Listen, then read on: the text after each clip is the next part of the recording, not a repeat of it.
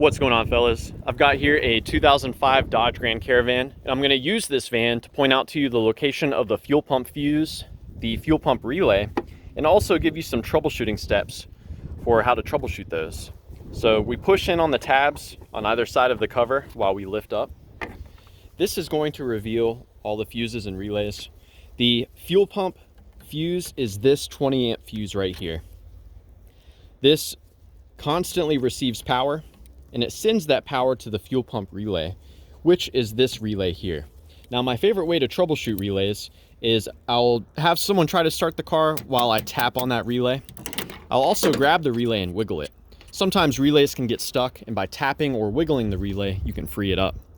Further troubleshooting beyond that, we can remove the relay, set it aside, and I'm gonna swap in this relay right next to it. It's the same relay.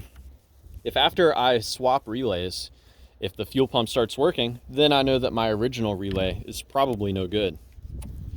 Now, moving on, I've got some troubleshooting steps for you. Now, I mentioned the fuse, we're sending constant power. That power comes into the relay on this pin. And when this relay is energized, it takes that power and it sends it to the fuel pump through this pin. You yourself can take battery power and send it to the fuel pump through this pin, and it will directly power that fuel pump.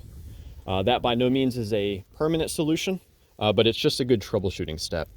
Now, the relay itself is controlled by two things, the ignition switch and the computer.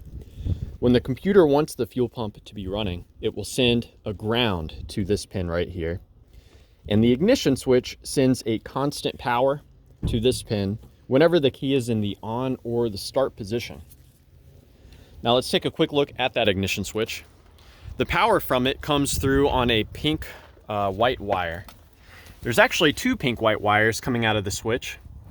I don't know which one goes to that fuse box, but both of these should be receiving power when the key is in the on or the start position. If you don't see power here, then you may have a failed ignition switch. Now, that relay, when it's energized, it sends power to the fuel pump. I can't show you the wiring, unfortunately, because I'm not able to drop the tank. But I do know that at that fuel pump connector, the power comes in through a dark blue orange wire. So the dark blue orange wire receives power from that relay, and there should be a constant ground coming in on a black orange wire. Let's move up to the front. I do want to show you one final thing. If you want to know if your fuel pump's working or not, on this vehicle, there's no Schrader valve that you can tap into. But what you can do is you can disconnect this line. This is carrying fuel pressure from the fuel pump to the fuel rail. You can disconnect this by pushing in on the collar here, this black plastic collar.